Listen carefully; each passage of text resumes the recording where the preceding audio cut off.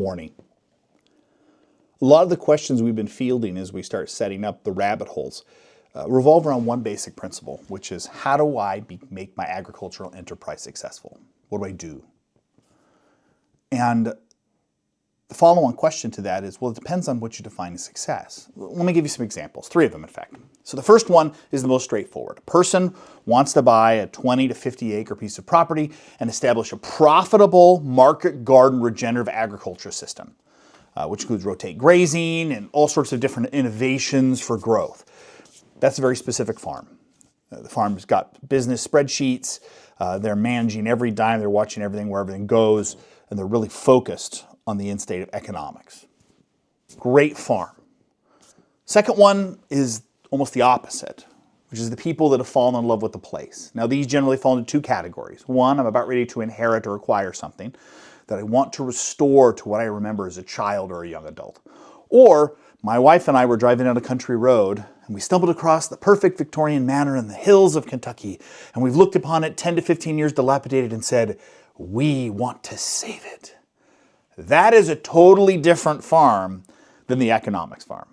And then the third is the family that wants to come together, buy a parcel of land outside of town, build everything themselves, have their children learn the world as God intended, running through the forest for every scratched knee, dirty hands, and snuffled nose that comes along the way, while they raise food and they pack it together so they all grow as a unit.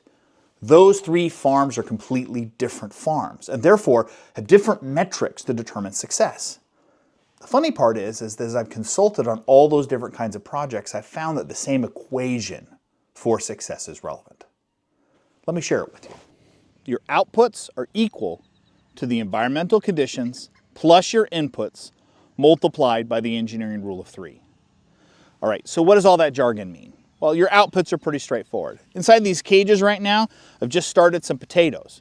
If these produce potatoes more than the potatoes I put in here, then I'm going to have an increase of potatoes. If I start with 2 sheep and at the end of the season I've raised 4 lambs, those lambs are an increase. They're an output. And whether we eat them, we add to them, we develop them for a broader flock, or we sell them, they're one of the outputs of this particular enterprise. And so that's the critical factor. What are your outputs? Those are equal to your 3 parts. 1 that's really hard and fast, and then 2 you get a lot of control over. So our first group of factors is environmental conditions.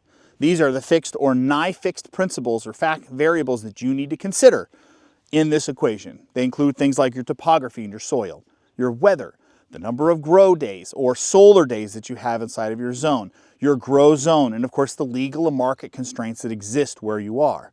If you buy a mountain, you can't really turn it into a valley, so keep that particular point in mind. So the second group of factors and its variables are your inputs. This includes, of course, your labor, your planning, which I recommend a lot of, and the materials and equipment that you can provide to manage your projects. But the most important factor or variable in this is your flexibility and your ability to be able to innovate on the fly, because problems are going to arise that you didn't plan for, and your ability to be able to respond immediately to them can determine failure or success in the moment and in the long term. So our final factor. These variables, when applied against your inputs, will help determine the longevity and success rate of your project. And that is the engineering rule of 3. You could be cheap, fast, or good, but you can only pick 2, and the third one will be the opposite. If you're cheap and fast, you're not going to produce something that good. If you're cheap and good, it's not going to happen fast. It's going to be slow. And if you're cheap and fast, if you're good and fast, expect to pay a lot of money to make that happen. These are principles that apply all across the building and engineering world, and you can't fight them. So leverage them to your success. So how does this equation apply to you and to your success? Well, let's use our 3 original farms as an example.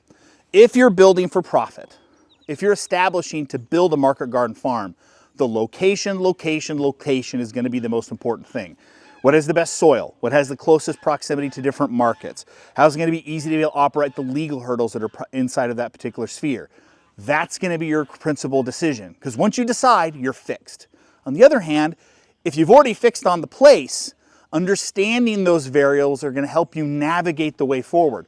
Whether you have some old well on your property that's registered with the Historic Society, which means you can't tear it down, knowing that and then knowing how to leverage or enhance that is going to be able to help you provide those ticks toward longevity, toward success. And then finally, the family homestead, where we're here to be a family. Truth is it's not the homestead that's a success. It's the journey on the homestead. You're going to have mistakes. A kid's going to accidentally kill something, or they're going to be out pulling weeds and rip out your favorite tomato plants or your heirloom pumpkins. This is part of the experience and growth, but it is also the purpose of this journey, where we grow together to develop something that carries beyond the moment. As we sit down and plan and take these variables into consideration, it provides you the context for your success and the context to have your questions answered. And it's that context and those variables that are going to help you and I build something greater as we go down these rabbit holes, as we provide the pros and cons to your situation, which is different than everybody else's. So keep your eyes open, stay curious, and join us next time on Down the Rabbit Hole with 100 Family Farms.